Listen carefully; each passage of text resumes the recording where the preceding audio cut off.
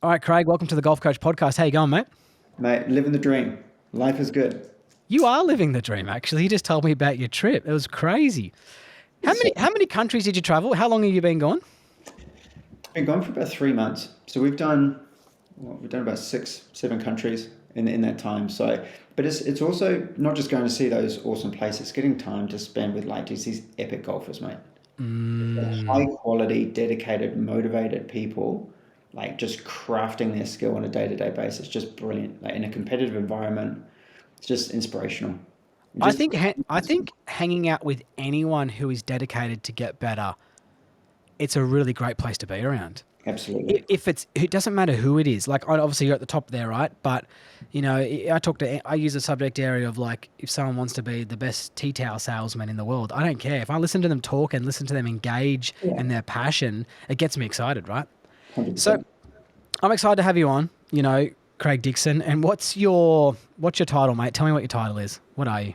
Very good question. I'm essentially a performance specialist, and Yeah. we use data insight to drive performance. Yeah. So when we work for government agencies, it'd be more high performance and big data specialist. That's what they call me. I love that. I love that. So some of the topic areas we're going to talk about today, guys, in the podcast is we're going to talk about basic data insights, applying data to improve your golf swing, breaking down your scorecard, effective practice, building a plan, and many, many more, right? Much, much more stuff. But one of the things I want to talk to you about is how did you get into this field? Were you always a bit of into your math, or you into kind of working back of house type of stuff? How did you get into it? It's a great question. And no, I wasn't. I wasn't actually that great at math, to be fair, Okay. when I was growing up. And I started off as a golf coach, and my passion, I wanted to be a golf coach ever since I was 12 years old. I'm just Yeah. weird. And through there, I turned pro when I was 17. We did quite a lot of work with some pretty good players like Lydia Ko, who kind of came through our academy. Yep. And working with those types of players, that really afforded me and the team an opportunity to start working with these golfers outside of New Zealand. Like New Zealand's a very small place. And what we found was there was no real way in which we were able to, in our view, best support these players to be able to achieve success. We weren't getting the information we needed to in the time that we needed it. Yep. And we searched everywhere to find software. It just wasn't available to the level that we thought was necessary. Yep. And so we started dipping our toe in the water in terms of data science. But really what we're doing and how we got into it was we knew there was a better way, right? Anyone can make this game hard. And what we wanted to do is essentially just find what is the least amount of time and effort someone needs to invest in their game in order to achieve their goal. I love that. And I tell you one thing as I think about that, right? I'm just going to adjust my laptop here, right? Is the old myth, right, of just banging balls in the dirt and, hitting thousands of balls, that was kind of the thing, like secrets in the dirt, like go after it. That's kind of changed, the way that we train in the game of golf. And, people who listen to this know that I'm very vocal in this area of training. And, I've been led down here. And I actually think I even had a Zoom call with you maybe years ago. And I said to you, Craig, I don't know about this, mate, because I've gone through the stages of my golf career, right, as a coach as well, where I've studied the complex golf swing a lot. I've been through a lot of the methods and I feel extremely competent in what I know around the golf swing. And I've got, immediate results with changing people's golf swings. And, where my passion is improving people's golf scores as well as improving their golf swing. I love the art of moving someone's golf swing, but, the last couple of years, I've really been pushing forward to improving people's golf scores. And I think us as golf coaches in the society, as golf coaches as a whole in the world, we have a very, very big responsibility to educate people in regards to the proper ways to train. You know what I mean? So when we think of golf coaches, we think of sporting coaches out there in the world, like rugby league coaches, rugby union coaches, right? We have coaches there, and then we have technique and we have data scientists as well to the side. But the technique portion of a rugby league player's day is very little. You know what I mean? So it's more about how do we get these people optimized for their performance. And for me, I just think we've got a responsibility, and the way I've been educating my subscribers and all my online students a lot on is effective ways to train. And it's interesting enough that you kind of did this early on in your career where you were like, something's just not quite right here. Because I'm seeing, for instance, for me, what would happen, Craig, is I'd give a golf lesson to someone on the teaching tee and I go, mate, you're hitting it better than me and you're playing off 12. I'm like, dude, we need to I just kept finding it. We need playing lessons. We need this. We need that. And then I came to the conclusion of, hang on, no one actually knows what their weaknesses or strengths are. And B, no one knows what they should be doing on a daily basis. And that's when I kind of reached out back to you. That's a long story there. I come back to that now. I reached out to you. It was like, dude, I need some help in this area. And I went and studied a lot of apps and had some Zoom calls with other people as well and came back to Draw More Circles because, I think it's the best one that you've got. And I really believe in it. So that's kind of my, I guess, synopsis on why I'm back here, and why I've got you on the podcast here to try and educate us even more.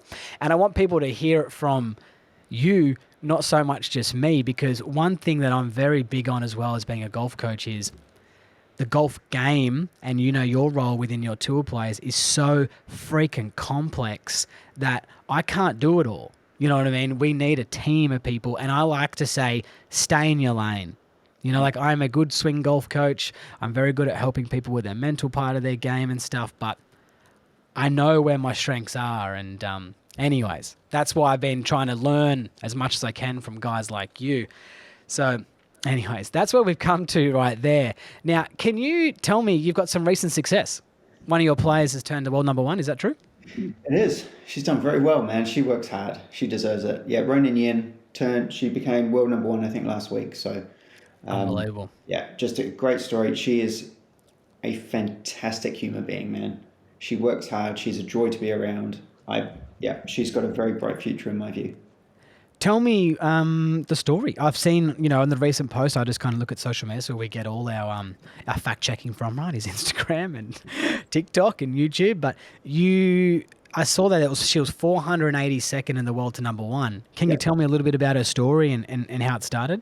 How far back do you want to go? Do you want to go back to the beginning or most recent? Why not? Let's talk about this case study. It's actually quite interesting because I first met, so we call her Ronnie, right? That's her kind of English name. Yes. I first met Ronnie when she was 14 or 15. So we did a project called the Next World Number 1. Ah. And so it was a government and Institute of Golf thing that we ran. So we were tasked to we went to China and we met with thousands of players to assess them in terms of looking for the next world number 1, who we would then offer a scholarship to. So they came back to New Zealand and trained for a few months. They got English education and also golf coaching. Ronnie was one of those 2. You're joking. How did you, what entailed in the assessment? So there were some technical assessment. We did use quite a bit of data as well.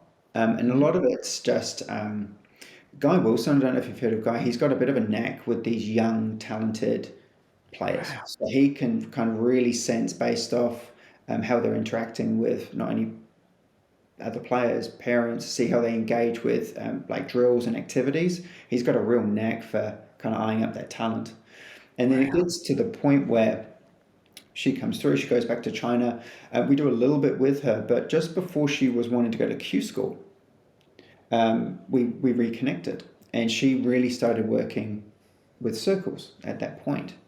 So it was really making sure that she was prepared and had a high-performing team around her to help her achieve her goals, because tournament golf's just hard. Mm-hmm. It's just difficult. And I thought you brought up a really good point before, where it's like, historically, you hear good players. I saw one on Tiger say the other day, it's like, dig it out the dirt. Like, you just got to keep digging it out the dirt. Yes, that's kind of true if you're a competitive player, but to optimize and be a competitive player, yes, there's a volume play, but there's also a focus and a quality play. involved in there, and that's where the kind of data kind of kicks in. So when you've got volume and it's high quality, magic happens.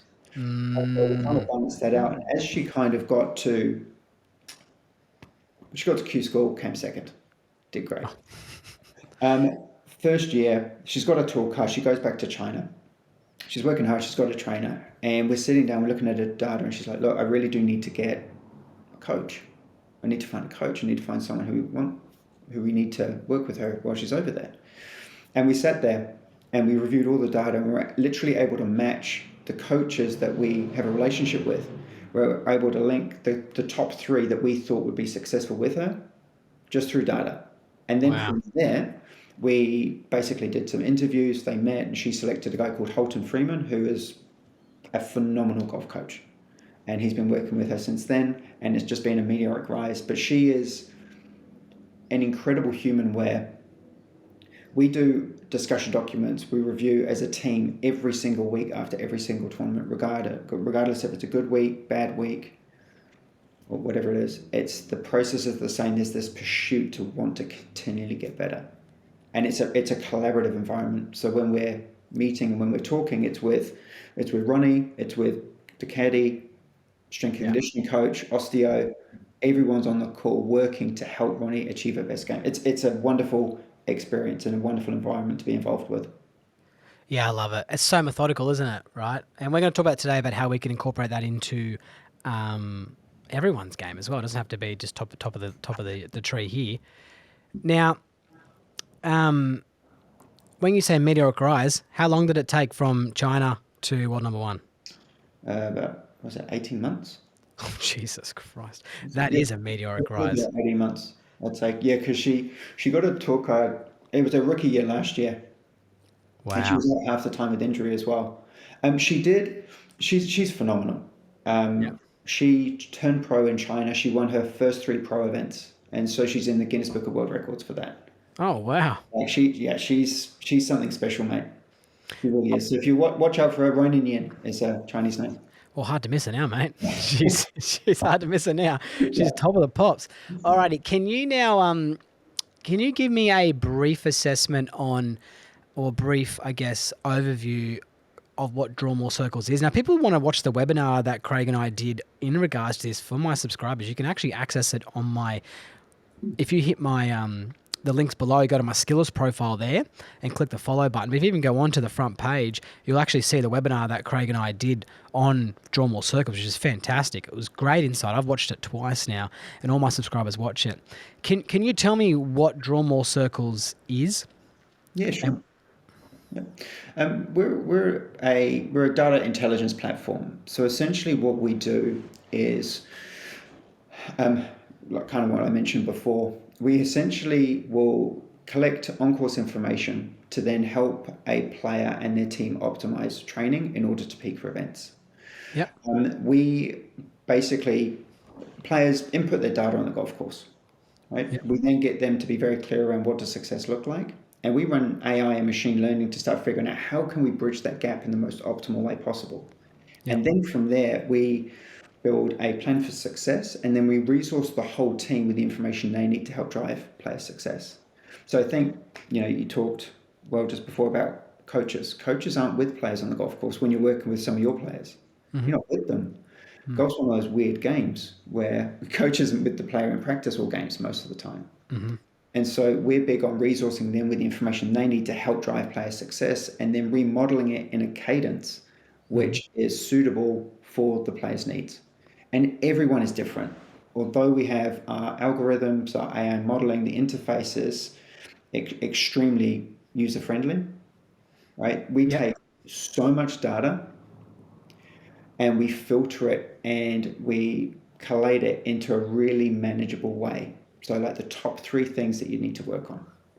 That then gets people focused, accountable. Then when you go and train, being able to know what to focus on, it becomes so empowering, because then the goals are realistic, achievable. You go away, you go back home, you feel like you've been successful. That leads to a lot of confidence. I think what it does as well is it offers a lot of clarity. And so we're going to talk deeper into that throughout this session, but it offers clarity because, how many conversations, I've had many conversations with a student, prior to having everyone on circles where they will go, oh, I had such a shit day. And then whenever you break it down, you can always just find it's only one or two topic areas, like it might be 7 to 21 feet in putting, which seems to be pretty apparent, which I want to talk to you about, right? Or it might be like just, let's just call it a couple of miss opportunities between 100 to 150 yard missed greens or whatever it is. It's never as bad as what people kind of think. And I think whenever someone has the good score and then we look at the statistics, I go, this looks pretty achievable all the time, doesn't it? And the people go, yeah, that does look quite achievable. We can achieve that. So, and a recent podcast with Dominic as a party on, he was talking about, he used the word purpose a lot of the time. So what is the purpose of this week he called it an off week for, say, Lucas Herbert had a week off and he would have them for the week. What's our purpose? Let's look at it. So what you can do is you can go into circles, have a look and go, hang on, I really need to get better at this subject area, well, this topic area here, and I'm going to nail it today and I'm going to do it. And one of the things that I like about using the app as well is that we record our training in there more than we record our playing, because to me, one of the things to help me quantify my training and where I'm at is to be in a little bit more of a controlled environment, because no shot is the same, right? And you can't measure a 7-iron on the golf course. It's different every single time. Where if we can measure, the 7-iron or let's call it a yardage in training, or if it's a chip shot, we can actually control the environment to actually track on how we're progressing. So that's kind of what it is before we lead into some of the questions about, Craig's background in the app and how I'm kind of connected to it all and how I like to use it all. But one of the things you said there, right, Craig, that we're not there with the player, but now as a Draw More Circles coach and got many players on there, is I get the notifications come through on my phone every time they finish a round of golf, like straight away. And I'll text them. I'll message them on the app, on my Skillers tab. I'll message them and say, great round, Andrew, fantastic stuff. And then you see the bad ones, you're like, oh, here we go. So you're kind of riding the wave with them. You get these high fives and then you go, oh, great stuff. And then you send them a text. Or what I'll generally do if it's a score that hasn't reached someone's goals, I'll open it up and I'll look at the metrics that's come at me and I'll say, oh, hang on, Andrew's driver was off today. Okay, cool. Text Andrew. Andrew, you want to do some driver work this week? Yep, let's do it. I think too, where it becomes extremely valuable is showing people how well they've done. That's the first thing that we do. So even if they've had a tough round, there's generally something in there that they've either improved on, because golf is just difficult. Yep. And I think where data should be used or could be used better is, are you improving in key areas? And again, what's your improvement over time? You could be losing strokes to a particular cohort for quite a long time. It's not a bad thing. Are you getting better as an individual? And again, a score doesn't necessarily sometimes reflect the improvement you've made in key areas. So I'm always letting people know, and I think it's a really healthy. I think it's healthy for coaches, and I think it's really healthy for players, because players have just got this cognitive bias sometimes around how they think they play. Yes. Right. And the dialogue that they'll have with a coach, it's often emotional and it's hyper subjective. And so from a coaching perspective, you're acting like a punching bag sometimes for a lot of the players. And I think it becomes really rewarding where we suggest that when a player logs a round, they don't talk to the coach before the round's logged. Okay. So once the round's logged, you've got that information to be able to have an engaging conversation. You're the expert. So you need to be resourced with information. So if they're challenging a particular area of the game, you've got that objectivity to be able to either combat it, review it, and then talk about appropriate next steps from there. But without that, you're just having a conversation. Yeah. Yeah, I totally agree. I totally agree, because, we all know about perceptions, right? And what's going on. Yeah. And some people, might perceive a certain area as strong or weak when it could be the opposite. So Yeah, Awesome. I totally agree with you on that one there. And just Craig, just for our benefit, right? The editor will take this out, right? You might see it gets a bit laggy sometimes, the Mm. video, right? Yeah. Don't worry about it. Okay. It'll catch up. Cool. It's just how it shows us, but it's not doing that in the background. Got it. Yeah, yeah. Because I was kind of stopping and then having a look. Don't worry about it. Don't worry about it. It catches up sometimes. Something must be the internet might be a bit delayed where one of us is. Alrighty, Alex, you can cut that out. All right. So now can we get into some insight stuff here? Can you tell me why the typical fairways, greens, and putts type of metric that we use is not conducive to improving our game? Yeah, sure. So if we start with fairways, I mean, anything's better than nothing. However, if you're really wanting to look at understanding, because I think asking the why, right? So why are we collecting the information? What insights do you want to derive? And so I think the insights for fairway hit percentage is because you want to understand your driving performance and the impact that could have on score, right? However, when you're looking at a percentage of fairways hits and you miss a fairway, the assumption then is that every missed fairway accounts for the same value of miss, right? So Yeah. if you start looking at from a strokes gain perspective, what you're then able to do is based off the severity of the miss, you're going to get an impact on score. So as an example, let's pretend let's pretend it was 500 yard par five. It's hit a driver down there at like 300, gain like 0.16 of a stroke, right? Yep. Now, if they hit it into the rough, you might lose like 0.6. If you hit it into deep rough, 0.24.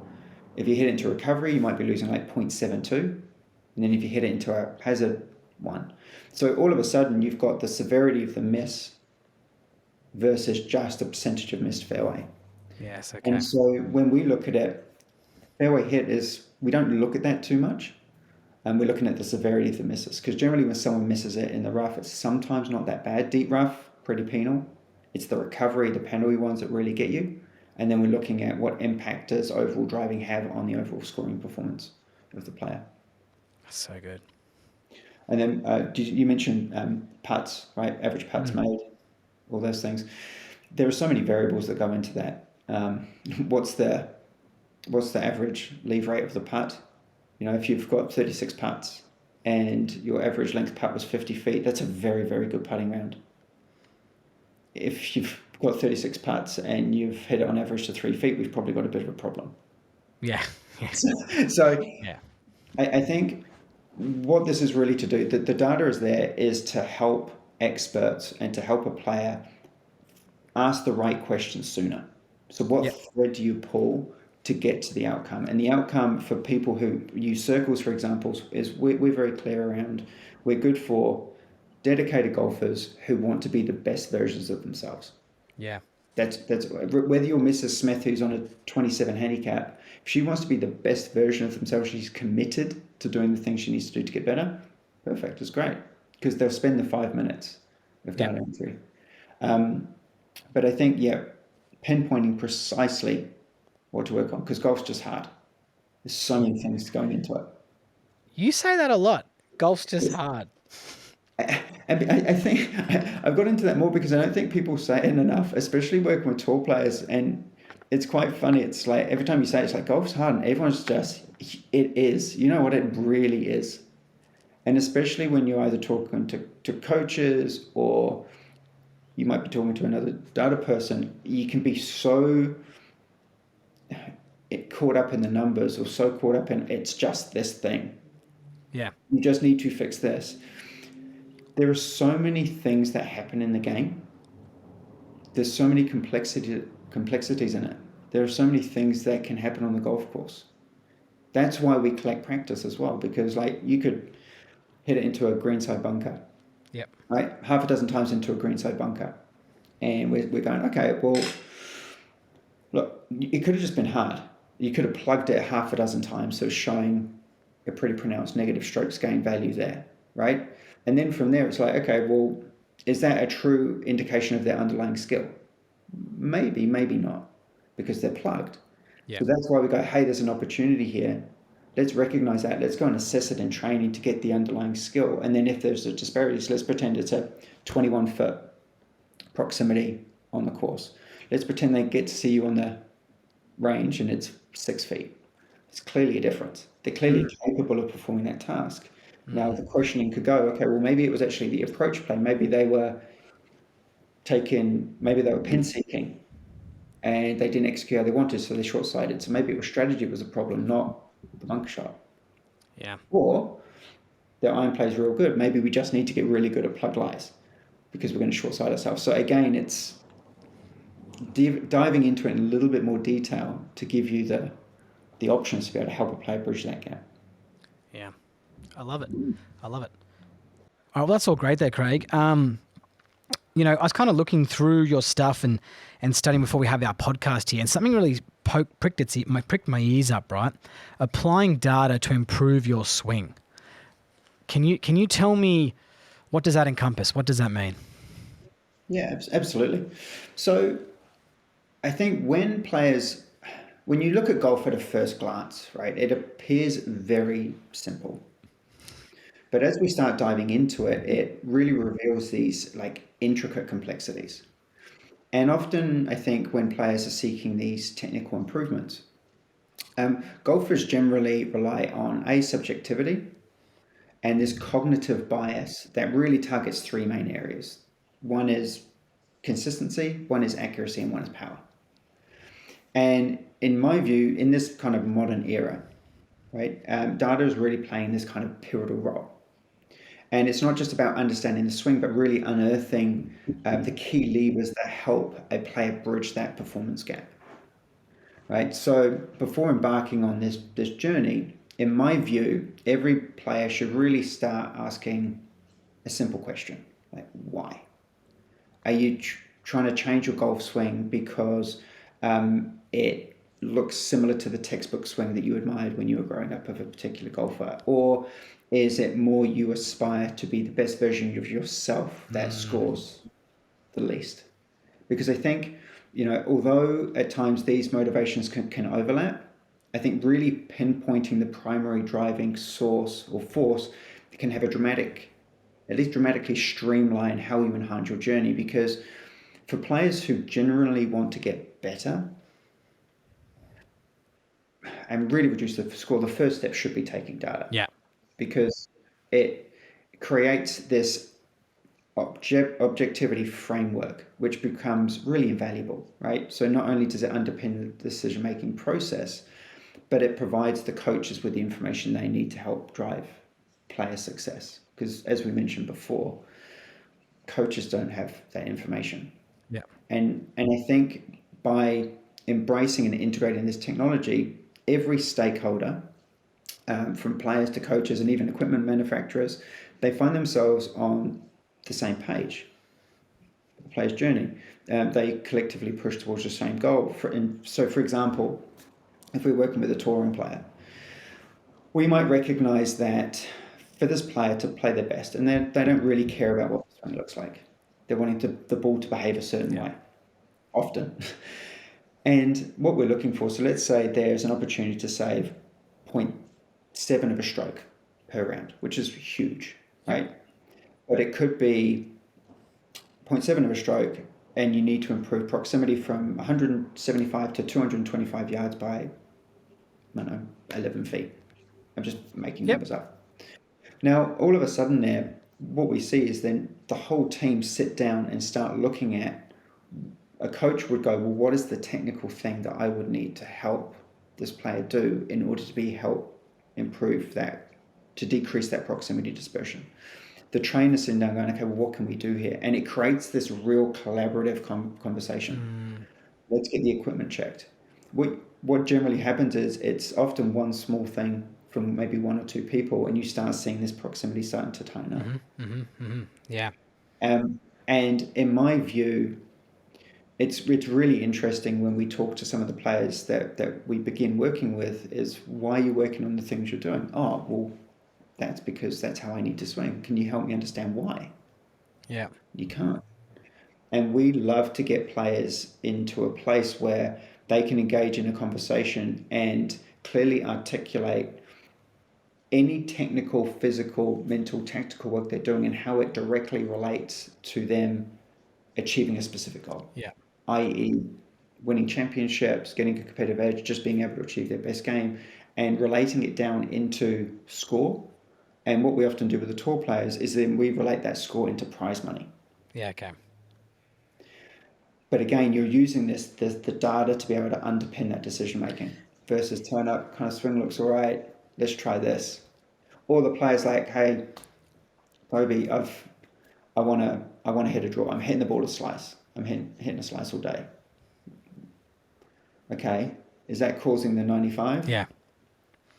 Yeah, no, I agree. I understand where you're coming from there. And for instance, like people say, like what you're saying there, is the slice actually causing this score? Like I had a player yesterday who, in an in-person golf lesson, liked the shape of a bit of a draw, and I put him into like a bit of a I'm not saying he liked a bit of a draw, but his ears were he was pretty excited about hitting that type of draw flight, right? But every four he hit, he was a very new student, first time I ever had him. Every four he hit would go over the fence left, right? One every four. And I said to him, if you do that 4 times around, that's 4 double to triple bogeys. And that's going to cost you, potentially 10 shots. 10, 11, 12 shots, that shot. Now, this fade that you don't like, that you scrunch your face at, that finishes 20 meters right, it's actually not going to cost you that much. Like I said, might not look pretty to you, but that's in play 10 out of 10 times. This draw you're trying to hit, you haven't got it under wraps. Anyways, that was just a kind of simple, little simple case study there. But what you're talking about to helping data improve your golf swing is that for the recreational golfer listening to this, and, I've seen this type of data work for all golfers. It's not just elite type of golfers, right? It's that when someone says, I've got a slice, can you fix my slice? Well, it's like, why do I need to fix this slice? If is it too much of a slice? Is it coming up? Is the data showing us that you are missing the green a lot to the right-hand side? Is it not as predictable as you would like because you're hitting the odd pull, because you're a negative path? Why is it so bad? And for me, when I work with golfers as well, Craig, is that we want the most least invasive way to make a change to help optimize their performance. It's like, okay, great. You got this slice. You want to fix your slice. Well, is it okay if you fade it? Do you know what I mean? So let's look at just bringing that in just a little bit there, and let's work out why. So a lot of my students, when I use the data to kind of look and see, one thing that stands out to me a lot, right, Craig, is that the golfer, when you look at the statistical information, is generally pretty good from like 120 to 150 yards, because how many 7-irons are they hitting on the range? Because they're hitting that club all the time. So then when we look at how much it's costing them from just, 180 to 220 or whatever, the next parameter is that we're using, and go, how often do you practice that? Oh, not very much. Well, then let's look at just practicing that more, because you're hitting shit shots there, which are costing you because you're not putting in the time into that area of your golf game. So it's not as much as you need to fix the slice with this 5-wood. It's that you're not training in it enough to optimize it. And let's look at a few setup principles to get there. So I guess when you talk about applying data to improve your swing, that's what we're kind of getting at there, right? And for people listening, I told a guy yesterday, came to be a professional skydiver, right? Crazy, does all the tricks and all the, like he's a skydiver instructor. And I opened up with him and I said, making golf swing changes is quite hard. We want to get there the most least invasive way possible. And is it necessary to make the changes? Essentially is what I'll start with everyone, because as golf coaches, if you're sitting there you got the same guy coming to you and you're trying to change his pattern and it's not changing, well, how about you look to see if you actually need to change it? Stop beating around. But anyways, that's kind of improve your golf swing. I really like that. Now, the next thing that kind of pricked up to me a bit there, Craig, on the list of things to talk to you about is breaking down the scorecard. What does this mean? Yeah, I think breaking down the scorecard, I think a lot of people don't necessarily use it in a way that can help them optimize. So it can be a gold mine of insights. Yep. Versus just score, because I think people put in the score and don't reflect on it. I think being able to collect a couple of key pieces on the scorecard is really important, but essentially we can use it to identify opportunities, you can use it to track progress, you can use it to formulate strategies. And that's even if you're not just using it from a straight out strokes gain value or using a software like Circles. If you just took time to understand where do you play your best, are there certain patterns there? Again, tracking progress, my view, tracking progress is one of the best things someone can do because it generally leads to improvement, and that in turn generally leads to better self-awareness Yeah. and confidence because they can see themselves getting better. Yeah. I would be tracking, if it was me, obviously I'd be tracking very simple pieces of information, like really breaking down that scorecard into kind of four subcategories. We'd want to know the power of the hole. We'd want to know the starting line that the ball is on, and we'd want to know the distance to the hole. Okay, that's probably the main three that we'd be really wanting to collect. Yep. Now, I'd be very, talking to any of the viewers and stuff, like be very careful around collecting too much stuff because you kind of go into this pit of overwhelming data. Yeah. So I'll give you an example. So if you look at, you'll see in our system, for example, we don't collect short, left, right, and long in our approach play. We don't collect it. The reason for that, we have done in the past. So we did test it. We tested it for months. And basically, we don't integrate anything into our software unless we can validate it improves someone's score or makes the coach's life easier and gives them better insight. Yeah. And what we actually found was it gave the coaches worse insight. Tell you why. So Yeah. players have a variable miss tendency when they play. Yes. Right, relative to are you relative to a flag? Are you relative to a target line? Now, if you're doing relative to intended target line, that is 100% subjective. Yes. It's 100%. Yes.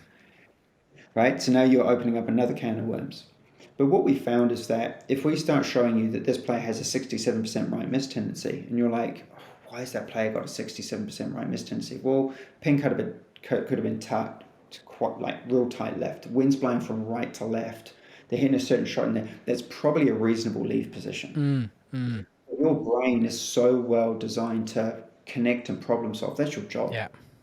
You're a problem solver. You're trying to figure out how do they play their best. And what we found was it actually took twice as long for the coach to really get to the underlying reason why this was potentially happening, what's going on. So what we found was the best way to collect it was, again, just collecting proximity. So all we're looking at, is there a gap between how this player is currently performing in this area versus how they're intending to perform? Is there a proximity gap? Okay. If there is, that's interesting. That's the one thing we say, that's really interesting. Let's assess it in a controlled environment. Okay. Let's remove those situational circumstances there, because from a coaching perspective, they get out there, if you're using a GC quad or you're using a TrackMan or whatever you're using, you'll be able to see if you're testing them in that area, if they're doing like a 5-ball test, you test them, you're going to start seeing a pattern in a controlled environment, or you're not. Yep. And so you could start saying, oh, actually, some of them are left, and we can see they're left because the club face is a little bit closed. Yeah. And you're going for a specific target in a controlled environment. So the solution was so clear for you because you've gone, there's a gap here, this is interesting, let's review it. Yeah. Right? Alternatively, if they go out and you test and the dispersion is really tight, the conversation lends into something a bit different. Hey, let's have a look at what's going on in terms of strategy. Yeah. Well, maybe it was just blowing a gale for the last few rounds. Yeah. Yeah, a lot of environmental factors that come into play in regards to where we miss it. Like you say there about tendency on where you want to miss it. Like if you look at TPC Sawgrass, the 18th hole, right, there's probably going to be more misses to the right of that fairway than what a player is used to doing, and you can't react and say the person's slicing it. You got to go, hang on, there's 17 alligators and about $1 million of money in that left water I need to stay away from, you know. So I understand that. That's very interesting about that, about kind of breaking down that type of situation as well. Now, I think, yeah, that's sorry. And when you talk about the controlled environment as well, so you know that kind of moves me a little bit into a bit of a different topic area I want to talk to you about as well. And I mentioned at the start about, training within a controlled environment. And what I mean by that is it gives us the opportunity to actually quantify if there's a technique issue. So, for instance, if you're dealing with a player who gets a driving range and you're sitting there, or you're a player and you get the driving range and you're going, hang on, I'm hitting my 7-iron at this target all the time when I'm here on the driving range, but when I'm getting to the golf course, I can't do it. So what we need to work out is that we do, through draw more circles. And I did the 5-ball test before draw more circles. So I know you guys are claiming it, but I'm telling you, I had the 5-ball test. I've actually got it on my first ever podcast with Dominic. Dom has a party man talking about. But what the 5-ball test is, right, is that we hit 5 balls, let's call the 7-iron target, right? Whatever the yardage is, right, 150 yards. Your third ball, which is the middle ball, is determining your benchmark. So you understand that, everyone listening. So your worst 2 balls and your best 2 balls, your third ball is your benchmark. Well, if that keeps bettering what you're doing on the golf course, then we don't have a slice issue or an issue with your golf swing. We've potentially got a performance issue. So what we can look at there is that we can actually look at creating performance types of training. So I have an 18-page or 17-page PDF document that I got, Craig, with my students, which are full of games and things that we can measure. Everything in my training that my students can do from my PDF file, which is now an ebook. I just got to finish it. My assistant's done it all. I just, once again, haven't got to, she's pounding me about it. But she's put into a nice, beautiful ebook, which my students will get. If you're listening to this, just hang on. But it's all measurable, Craig. So we can measure the training. It's not like, go do hill sprints. And it's like, well, hang on, if you're going to go do a hill sprint, measure it and let's time it, right?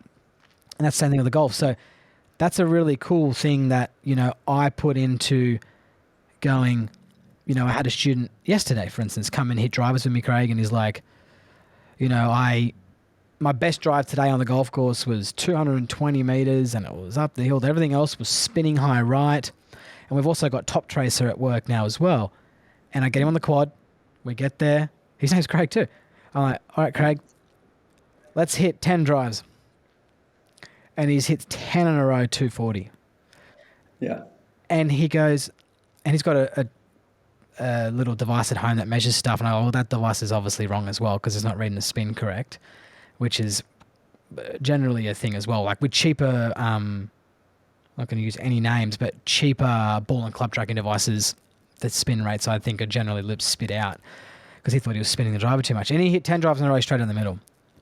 And he's like, oh, what am I doing here? And I said, well, what we're trying to do now is trying to work out how to change your training to make that happen more often on the golf course. And how are we approaching the golf course? Are you playing with fear? Are you breathing properly on the golf course? What's going on?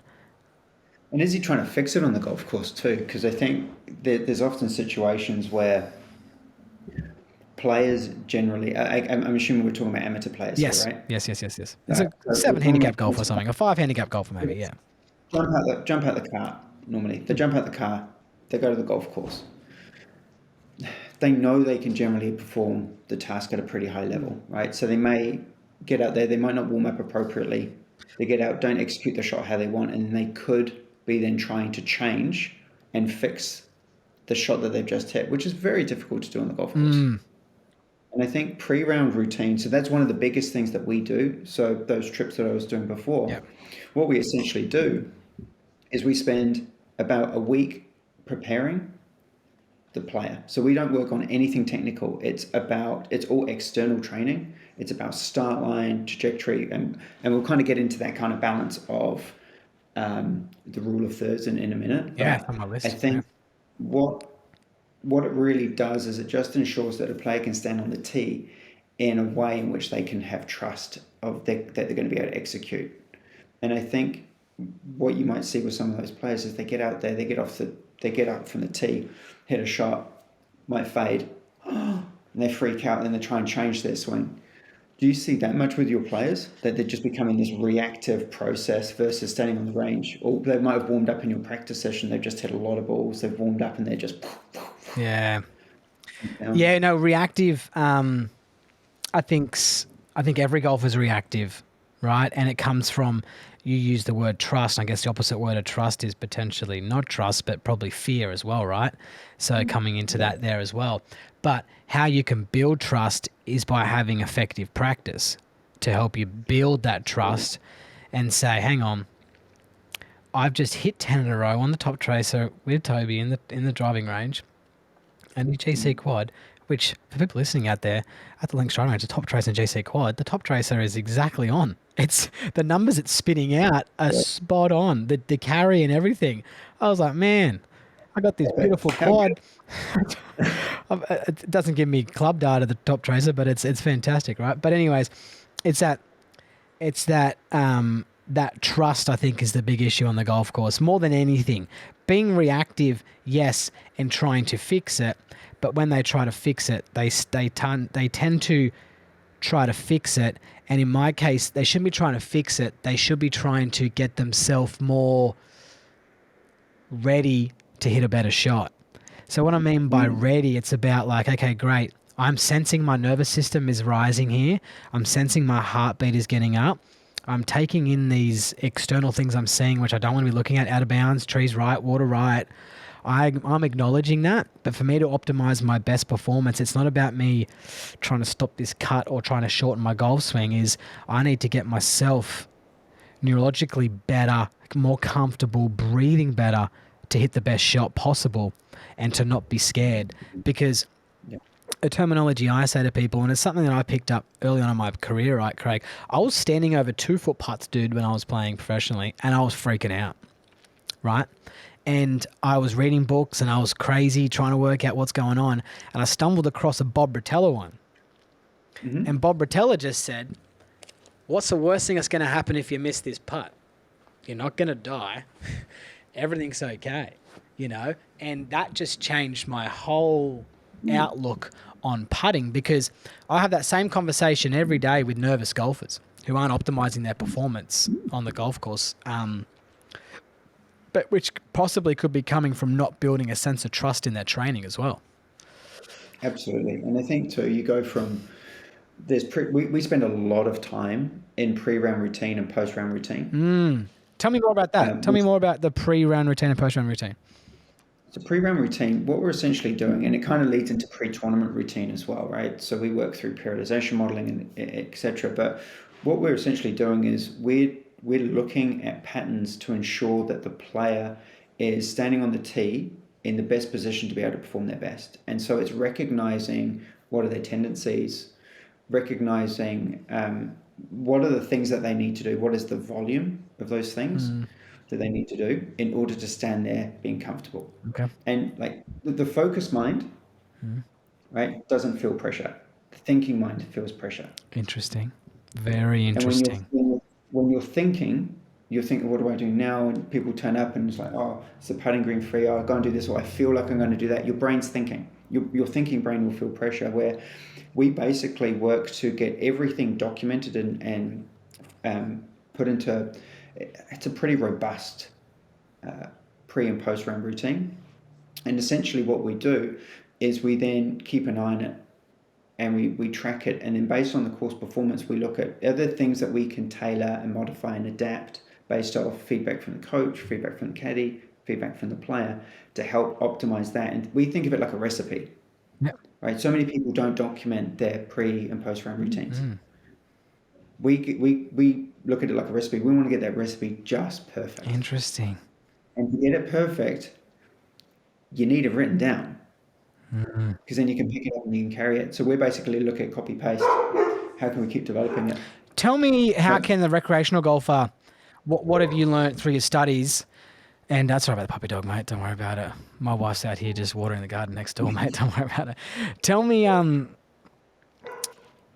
what's something that a recreational golfer could be putting into place? You think just particularly writing down and developing a pre-shot routine? A pre-round routine, and what basis? How do they individualize it to their own needs? Beautiful question. So the first thing that we'd suggest a player does, right? So the first thing you're trying to do is you're going to get a fair representation of your performance on the golf course, right? That's the first thing you do, right? And that's your shot entry. It's pretty simple.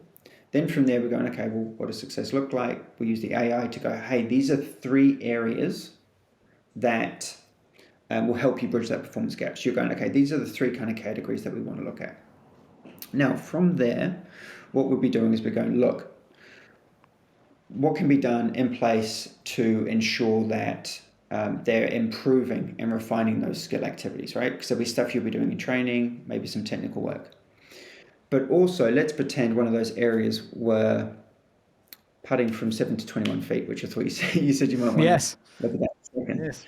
So one of that, so 7 to 21 feet, a lot of that can come down to based off what their short putts are, what their long range putts are. It could be matching speed to slope. That could be one of the things that they're struggling with. So one of the questions we'd be asking is, do you spend enough time conditioning yourself to the speed of the greens before the round? The answer is 9 times out of 10 no from a recreational golfer. They don't spend a lot of time there. So we'd use that as a starting point to say, okay, if we factored in 15 minutes or 10 minutes of focus, speed control work, when you get out of the car, you go there. So that's it gradually is step by step. There could be something there that, let's say they have a proximity issue from 125 to 150. Okay. First of all, if they never practice it before they go and play, well, why would they expect themselves to perform well? If they're going to be focusing on it, and they may find that they have this miss tendency, so we often get them doing variable shot patterns. So players are hitting draws and fades, because what we found in our studies is that players, the recreational golfer will generally turn up to a driving range. They'll turn up. Their intention is to hit a good shot first. Yeah. Right? And if they don't hit a good shot, what's happening? Try and fix what I need to do. What we see a lot of time with the better players, it's there as a warm-up, right? So they're getting a feeling, and we would get them exaggerating bad shots. So they might get out there, and the first few are just these massive slinging hooks.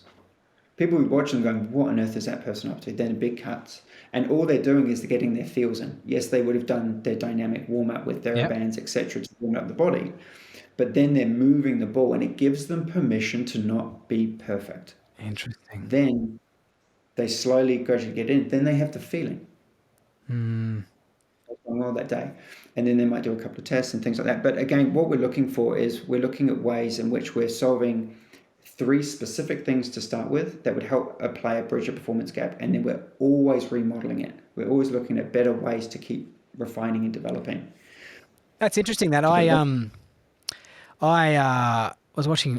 One of my favorite things to watch throughout the Masters is the practice coverage. I think it's actually getting worse each year, to be honest with you, because the commentators just talk about stories. And, I think a lot of the time now is that what's unfortunate is, this is a slightly different topic area, right, in regards to this practice thing, right, at the Masters is, I was talking to a guy from Fox Sports the other day, and he was talking to me about what the human likes watching, right, about negative news, right? Anyways, I just feel like a lot of the time watching the golf, it's about the drama. This person that, this person this, and this. They love the drama, the commentators. But they used to watch the golf practice, and a lot, they still do, but like really educate people on what they're doing beforehand, and because it was so well coveraged, the Masters. But I remember one year watching Bubba Watson just hit slingers after slingers after slingers on the range. And there wasn't a whole lot of intent, now I think about it, Craig. It was more about he would just kind of drag the ball in, hit it one way, drag the ball, hit it the other way. And there was no real target. I'm not going to say target that he was kind of aiming for, because he wasn't looking up enough. But it's interesting because I just thought it was the way that Bubba played golf. But it's interesting because he might have been to that position as well, just trying to move the ball both ways to get his feel in.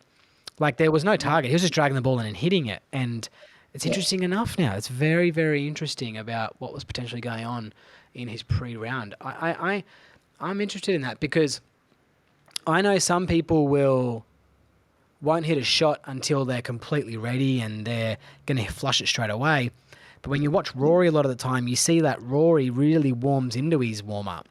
Like he looks, I'm going to use the term loose, floppy, relaxed, no real emphasis on strike and target. So that's very, very interesting. I think everyone's unique. One thing that there is a lot of similarity on those, the best players will get them, they get their bodies in a place where they're going to be able to start swinging it pretty good straight away. So a lot of it's a dynamic warm up. So they're not actually using the swing to warm up. The bodies are warm, they're stretched enough. They're not using that where you get a lot of amateurs going in there and they're like literally just trying to warm up the body. Now, as you warm up the body, and you might be sitting in an office all the time, right? And you might have limited thoracic rotation. As you start warming up, you will generally have and start gaining more thoracic rotation, or you might get more internal hip rotation, whatever those things might be. And so that will change the golf swing. That in turn should probably change shot pattern. I know, I agree. So I agree. So for the technique kind of people out there listening to this is that, let's use hand depth as the barometer to helping us, to kind of see what type of shot shape we're going to get. Now, what Craig's saying there is that if you're stiff and rigid and just warming up, you might find that you're not getting enough rotation through your upper hub, which will therefore not allow the hands to get more around the body, therefore can be just above the inverted commas plane and hit pull fades. And the more warmed up you get, the more chest rotation you're going to get. Potentially the hand's going to get more around you. The club's going to fall more in the inverted commas slot and start hitting nice shots. So it's very interesting way of kind of looking at it. But to go back to the kind of, I guess, the original question about the pre-round warm-up, you were talking there about speed control, but I think you used a really nice fancy term there, conditioning yourself to the speed of the green. That was nice. I might remember that one. But speed control work, right? Should the golfer, if they're going to do, I used to do the test I would do, Craig, as a kid, I got told this, was putt fringe to fringe, right? Fringe to fringe, and then you weren't allowed to touch the fringe, but you had to get as close to the fringe as possible. That was kind of the exercise. And this is, I haven't even played that for 15 years, right? But that was the thing. Should the golfer who's doing their pre-round warm-up measure their speed control stuff? Should they putting some tees out there, like a circumference around the hole, or should they just be warming up? What do you think? yeah, I think it depends on the player. I think it depends on who they are as people. Like some people like to do that.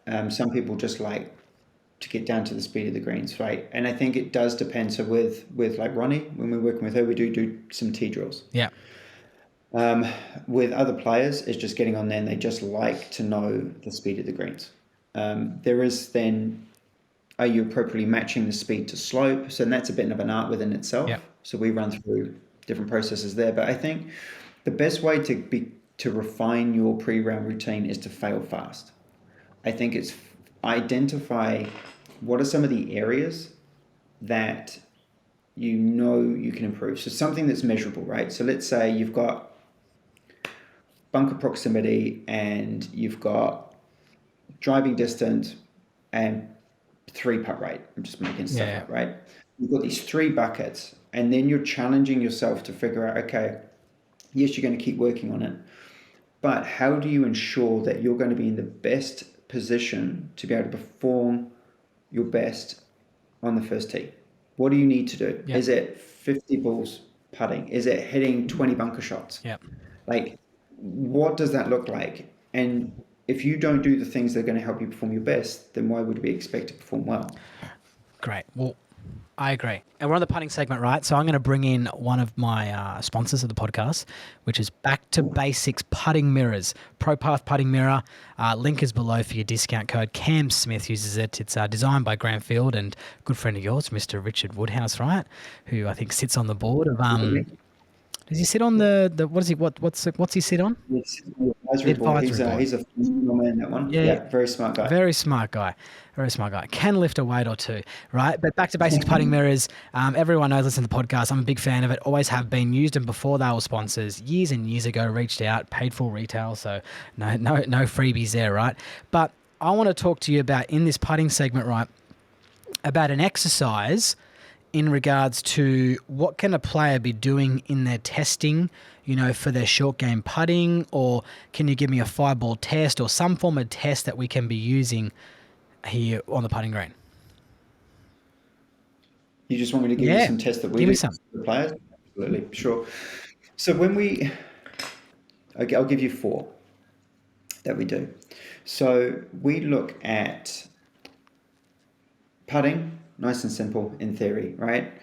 We want to be able to have the speed of the green at an appropriate level. So we want to be able to control speed. We want to be able to start the ball on the intended line with the sufficient break that's required to make the ball go in the hole, right? Nice and simple. Yeah. What are some of the drills that we can do to ensure that we've got each of those three things there? So what we do is at the beginning of the round, we will get a player to do one thing. One, we don't get them to putt to a hole, and the putts are over 30 feet. We just get them putting. They're not putting to anything, just putt. Tell me why. Ball doesn't Why do we not putt to a hole? The ball doesn't need to go into a hole, and if it goes into the hole, we don't necessarily know the speed that it's gone into. So we want a player just to be able to start getting used to the conditions. There's no success measure at this stage. It's just, okay, this is the speed of the green. So you're just putting around. There's no freedom. There's no stress. So not even to a tee or a mark on the green, just... You can if you want to. We just like players just putting around for a bit. Then from there... Sounds trivial, doesn't it, when you think about it, right? Yeah. It does. But so then from there, what we'd do, it's essentially a warm-up. Yep. And then what we're doing is we're then bringing in what we'd call a ladder drill. So the ladder drill is we would have, it is roughly 30 feet. So we'd have one tee here, another tee kind of here. Let's pretend this is like 30 feet. And then we'd have another tee kind of here, which is maybe three or 4 feet. Yeah. Then we would have the player putting from here. And it's a ladder drill. So they might have 5 balls, depending on how good they are. They can have 4, 5, up to 10 balls. Then from there, they'll putt the first ball. It has to go past the first tee, but not past the last tee. Yeah. Then the next ball has to go past the last ball, but not past the last tee, and so on and so forth. So they've got to get all the balls within there. That's a nice... Jeez, that's tight. speed. That's very tight. Yeah. You can flex it as much as you want. Yeah. So you can either shorten the distance, reduce the tees, or increase the length of the last 2 tees. So there's flexibility in movement depending on who you're working with. I'm talking about working with some tour players. Can you tell me the benefit of why going past that ball each time? Yeah, so it allows them to have speed control. Okay. So they need to just make it just past, right? So we want it just past, so they can start working in increments. It's quite challenging because then we flip it and then they go downhill, uphill, across lines. I love that. It allows them to have speed control. Like I've never actually thought about it in that term. I've used like training speed control, but do you have speed control? That's what you're organising here in the pre-round warm-up. Great. All right, there's 2. Absolutely. So the next one we do is we start the player off. It's about 1.5 feet. Yep. Right. So we put a tee in the ground. It's about 1.5 feet away, and I have 5 tees that kind of sit in the ground. They're about a ball away, right? So they're a ball width away. The player essentially will stand up. It is a flat putt, okay? So there's no break on this. What we essentially do is the player would set up on the first tee. They've got a ball. I'm standing behind the 5 tees. I'm putting a finger on whichever hole I want them to aim for, right? They're setting up. They're looking at the tee I'm aiming at. Okay. Right, with my finger. They have to putt the ball without looking at the ball and looking at the tee, and the ball has to hit the tee. Okay. They're going to do it again. I'll put the tee there. Then what I'll do is I will start moving my tee. Moving which tee I'm going to, and so they could be standing there looking at a tee I'm aiming at. I could then move it as they're just about to stroke. So then they have to move the putter face. Remember, they're not allowed to look at the ball. Then they have to address themselves again, and then they have to putt. What this does, this aligns what they're seeing with start line. So they can start building in the fact that they know they don't even need to look at the ball. When they're aiming there, they know the face is aligned because they've been able to hit the tee. So they've become, I don't know if you work with a lot of, you work with a lot of players, right? But they spend so much time looking at the ball. They spend so much time doing practice swings here. We want to get them as external as possible. So most players are kind of 90% of the ball and 10% target. We want to flip that around. Yeah, you just got to use the throwing a ball analogy. In cricket, we talk about cricket. Like I use cricket all the time. Like you don't stare at your arm when you're trying to throw the ball at the stumps. Yeah. If you watch Ronnie, watch that KPMG that she won. You watch those last couple of putts. Watch her when she's that putt on 18. She goes through a process. She set it up, and she's just looking at it all the time. We implemented that a week before. Shit. She's phenomenal, man. Like she goes, yes, I understand this. I agree. Oh, Bang, well, gone, done. she's a, And she's very she's adaptable. incredible. She's gone in 18 months for what she's done. But, people listen to this podcast talk about it every time. Cam Smith stares at the hole longer than anyone. Yeah, yep. Must be doing something, right? Um, All right. So I'm very interested to kind of hear, right? So this back to basics putting segment's been my most learning one so far. You're really teaching me. Can you tell me what studies did you come up with in regards to this really alternative exercise around moving the target? Because it just seems to be so. You can understand how this sounds a little wacky, right, Craig? Like I agree with you. Right? I know you're the man with the data. Right? I know that you collect. I want you to tell me a little bit more. How did you get to this conclusion that I'm going to move this target around? Oh, with the Yeah. tees. It wasn't me. I learned from a very smart guy called his name's Dr. Craig Farnsworth. Yes. Well, he's got a good name, right, Craig? Right. He's an eye optometrist, specializes in putting. He worked with Annika Suraston, Brad Faxon, Nick Faldo. Like the guy's a guru. I learned that from him, and so he took me through a lot of stuff that how the eyes were engaging and what you could do. I then start adding. We just do the tee, and you look at the tee. I started moving it more for the players because what we found was it made the players so confident that I could do that. I could disrupt and move them, and they can still have face control. Interesting. So when they went into putt, they knew that wherever they were looking, regardless of what happened, they were able to start the ball on that line. So then it starts moving into speed control, and it starts moving into ability to read greens. And then from there, what we do is once the players have done that, we do a 3T drill. So the player would literally go through full routine with us. And the player goes, we might start the ball off. I chuck a ball down to like 12 feet. A little bit of movement. The player then puts the ball down with the apex, start line, and where the ball is going to fall into the hole. Yep. So they have to predetermine where they're doing, and it creates commitment to a putt. It creates focus, and it also is extremely helpful to understand if they're underreading or overreading the greens, and if they can start the ball on line. Also, we're with caddies quite a bit, so the caddies can actually see the tendency of the player really quickly. I've done some studies around this too, though, Craig, and I recently had a putting coach on, Denny Cowell, who works at the Pete Cowan Golf Academy. Awesome. And this is a great strategy you've got. But I've also, done some studies and read some studies in regards to this doesn't suit every player, though, the tee drill. Not trying to question you by all means, but the apex, because there's lots of studies out there that show that even good players have got no idea. Because of where the apex of the putt is, they're just feeling it, which is kind of comes back to the situation that you spoke about, the being reactive, right? Like kind of just reacting with moving the tee around. Yeah, I think so. So I think what we're trying to do is we're trying to shorten the time it takes to learn. So the problem we were trying to solve with Ronnie as an example, she would underread a lot of the putts. Okay. Yeah. So we work to explain like start line, apex, to get her aware of it. And what we found was by her understanding it, she's a very smart person. Yeah.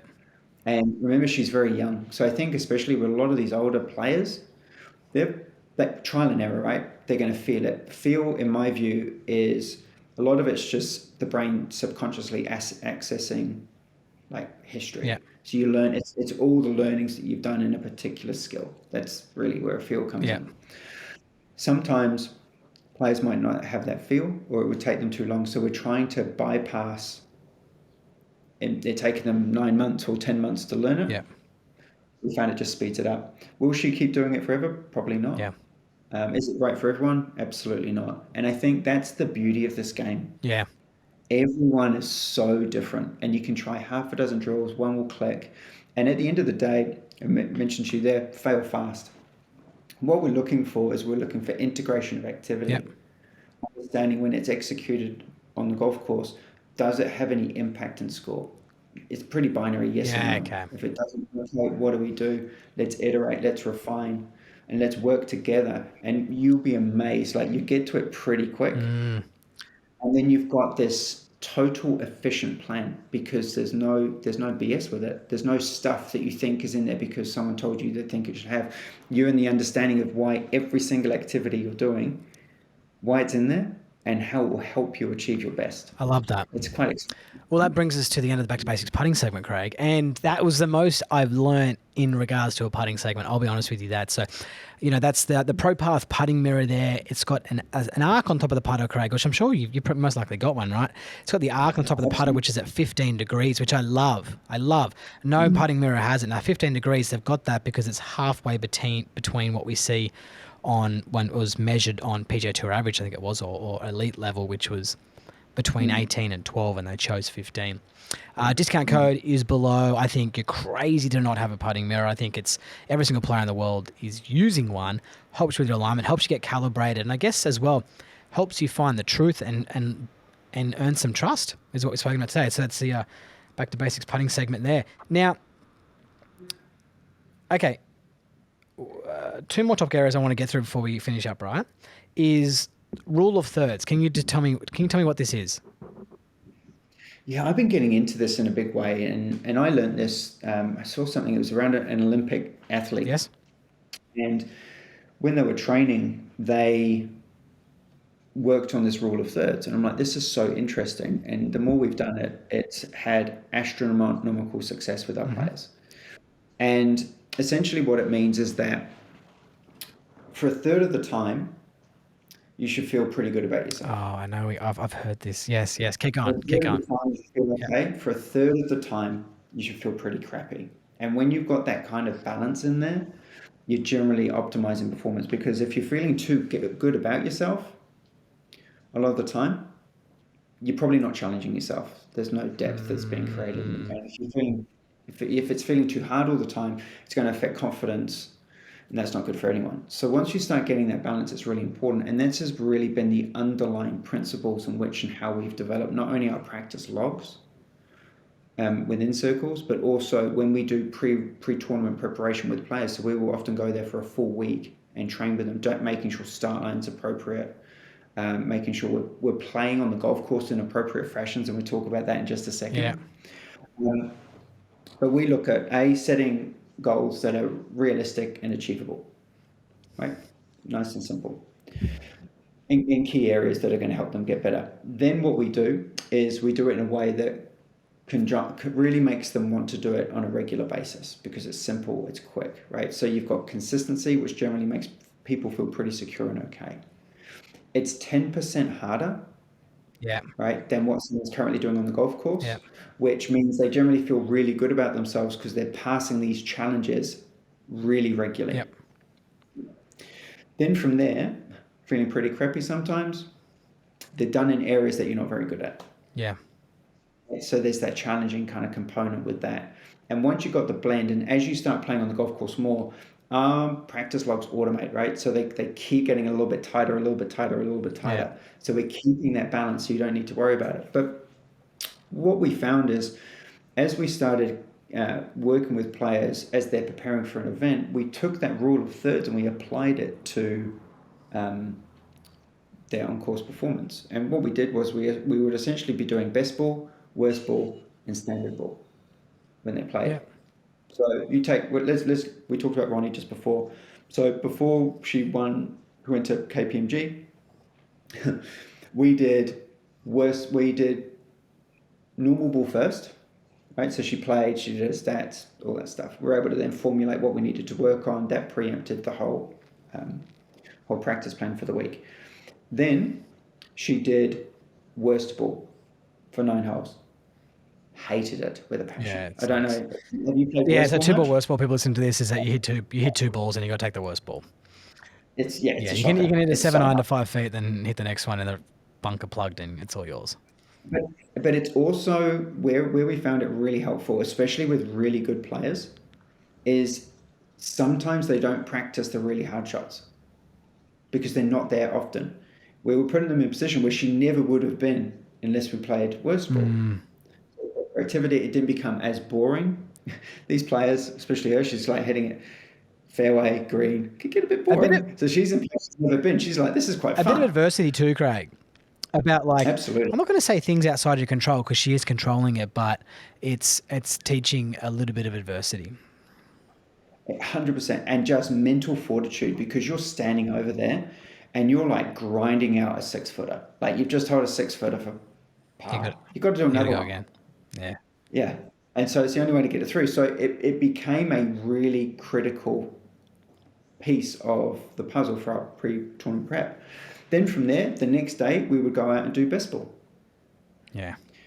She's out there. She is just firing It's very birdies important to do all that one last, I reckon, Craig. You don't over. you Yeah, don't yeah. want to finish on 2 ball worst ball. Just finish dub, No, no, dub, no. dub.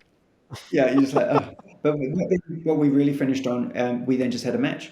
She versus me. She destroyed Yeah. me. I'm sure if you get her on this podcast, she'll tell you some terrible stories about my golf. Yeah. But it was just good fun. And what we found was the week was challenging. There was nothing technical about it. It was just putting her in a position where she was able to gain confidence, challenge herself, and overcoming those challenges were really important. And you're kind of just making sure she's peaking for those And events. just as a personal front as well, like a question in regards to this, like, how have you gone implementing these strategies? Obviously, you have a great relationship with her coach because I talk, I know a lot of top end coaches who work with, let's call it top 20 of the 100 players in the world, right? And every coach's approach is different. And I'll talk to them about, oh, what do you think about this? Ah, fucking not into that shit. Like, oh, I'm not into that. That's crazy. We just do this. We just do that. So you've obviously, implemented this, like, what you're telling me, right, is away from the norm of what I'm hearing a lot. Like, I know there's a role, but it seems like, you guys have got a really big part in what she's doing. It's not like they're coming to you to, check my stats and how's that and reflecting. It's like, it seems like, I'm not going to say you're pulling the strings a lot, Craig, but it seems like you're very influenced a lot in what she's doing. Like, obviously, yeah. I, I think what's really unique about working with players like Ronnie, and I think it's becoming more apparent, I think you'll find this type of team dynamics will become a lot more prevalent moving forward. And I think Mm, it's done in a way that it's very collaborative, right? So anything that's being done, any action that's being done is it's inclusive, so everyone knows why it's being done and everyone's aligned yeah. to help that player bridge that gap.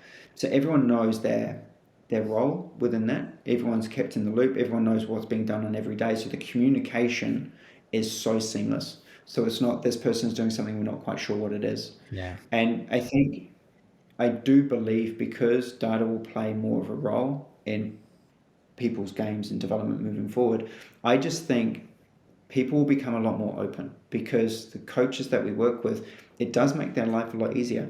Yes. It really does. Yeah, because Um, but we're solving the problem for them. We understand what problem they're trying to achieve. It's not a cookie cutter approach. What might happen with Ronnie, for example, probably wouldn't happen with someone else. well, it's Or- like, it doesn't surprise me when you talk about the environment, everyone's on board because what's happened in the last 18 months doesn't happen if not everyone's on board because conflict and, when people aren't giving 100% towards anything, you don't get a national rise like that. You will get like resistance for 6 months and go, oh, hang on, what's going on here? What's your problem? So like you say there, you used a great term there, fastest way to fail or fastest to fail. So yeah, that's interesting. It was just kind of an interesting perspective I kind of had on that. So the coaches, and clearly we can quantify that it works because it's got really strong evidence there. But Absolutely. yeah, and she must be Well, extremely open to this, like extremely open-minded. yeah, and we've been working with each other for quite a while, and I think it takes a special person to give people permission to fail as well. Like that's really important. Everyone has to have a voice in the program, but I also think we do it in steps, right? So we don't just come in and do this off the get go. I think there are steps. So the first is really everyone, we do a full analysis and we pitch to the whole team. Mm. Like, hey, is this a fair representation of the performance? Are these areas that we could do? And then from there, as we start moving into what we'll classify as action plans, so what are the roles everyone's going to do within that? It becomes this explorative role where everyone has a voice, everyone puts in what they're going to do, and it creates accountability. Yeah, okay. Is everyone in the team doing the things they said they're going to do? Then what we do is we build out a full year plan. And then from there, everyone knows who's doing what, when, where. So they know that I'm not going to ever do anything from a technical perspective with the player. It's about, is the player standing on the tee knowing that they're going to be in the best position to win? Yeah, and I reckon what data plays a role and how you guys can play a role with better players and coaches is stop coaches getting sacked. Because, people are thinking, this is the issue, when we can look at it and go, hang on, well, this is actually in order quite well. You're swinging it quite well. This golf coach is providing you with some really sound advice and the evidence is there, but you need to go seek some help for your short game. And because a lot of people are just kind of looking for the grass is greener and, we're all getting sacked every second week. And it's like, and they come back. I had one come back today, a mini tour player in the States. And I was like, oh, hey, X, what's going on? And he's like, oh, I tried this and I tried that. And I was like, wow, good to have you back. But, we're all getting sacked everywhere. But I think people are... We do spend a lot of time. So one of the nicest things is you're preempting those awkward conversations, because we do a lot of prediction modeling as well. And because we're continuously updating everyone, so everyone sent the docs. There is no document that's only sent to the player. So everyone's included in every meeting. So you've got full transparency. But what it also does is it picks things up before it becomes a problem. Yeah. And we want to show, most coaches do a phenomenal job. Yeah. They do a really good job, and sometimes the players don't necessarily see or aware of that. And sometimes golf's one of those hard things where you sometimes forget about where you've come from. Yeah. But all the awesome improvement, because they're so future focused. So using the data does help them do that. Oh God, I love it. All right, last topic area. That was great. Hopefully some of my players listen to this won't sack me. All right. I tell you why getting sacked is a pain in the ass. Like when I deal with a few good players, right? Like USM or mini tour players or LAT Access and these types of players, and they can easily jump and change around a little bit. But the hard thing is that as a golf coach, and this is even for my recreational golfers, is my first month with them, I'm working overtime. Like in my subscribers, like I'm giving more than, what's probably expected. So you're kind of laying down these foundations, you're getting everything ready, you're getting hard. And then, a couple months later, a couple missed cuts and all of a sudden see you later. It's like, oh man, we did so much work there, and you get a new one, which is great. But then you got to start the baseline all again, right, Craig? It's all a restart. But anyways, not that I get sacked all the time. I'm not saying like I'm a shit golf coach, but I was talking to Grant Field about it actually, and he just goes, I called him up about it once, and he's like, "Don't worry about it." He goes, "I got sacked last week by a guy on the Corn Ferry. He's left me." I guess the term sacked is a really hard word to use there, but people keep jumping around because they're probably not having the data to look at proving them right. All right, last one here, and it's the one thing that, it's got my elite players in particular really excited about with Draw More Circles is the tournament preparation strategies, which we've got written out as a topic area here, last one. But you can even indulge a little bit into the app of Draw More Circles and what it does, and this AI piece and how it tells someone to play golf on a certain golf course. Like it's crazy, right? It's a bit of fun, and I think what we intended to do here was, again, how do you have a really meaningful conversation? How do you prepare for an event? And I think we haven't built this strategy tool to be a prescriptive way to play, right? So we're not saying you need to hit the ball here.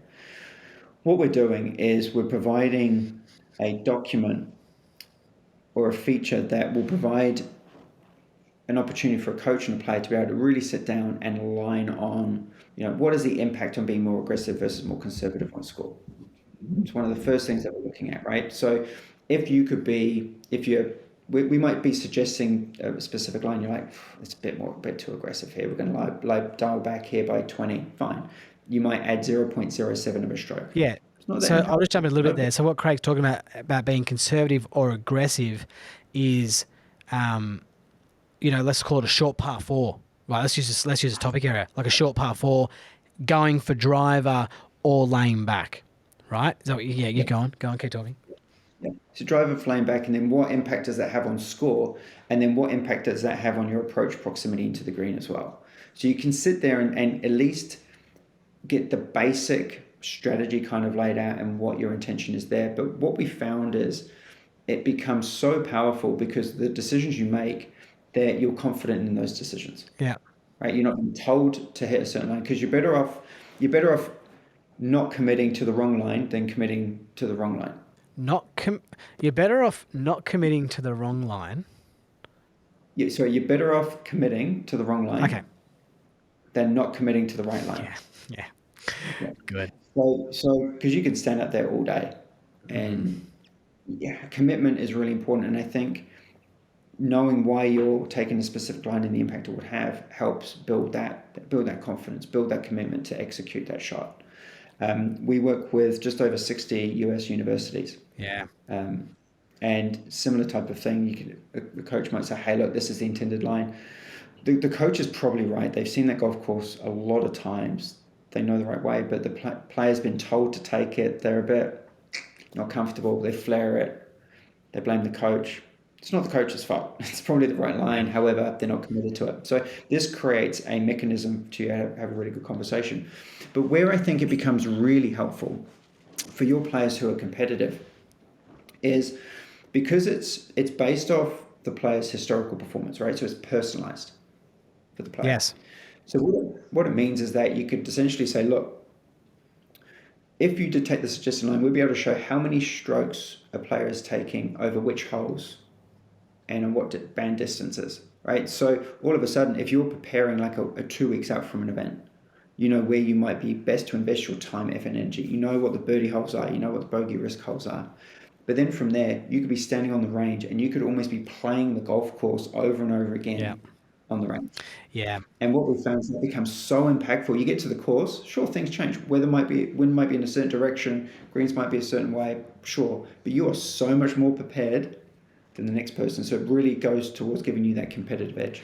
Yeah, and when he was talking about lines there, the conservative approach and the, let's call it the aggressive approach, it's not, what Craig's saying there is that it's not so much just, it's not blanket. This actually is individualized to each person. So the AI within the app, with everything that you've logged, it knows when, say, Toby hits driver here or Will hits driver here. We all might just sit there and say, oh, he's hitting driver.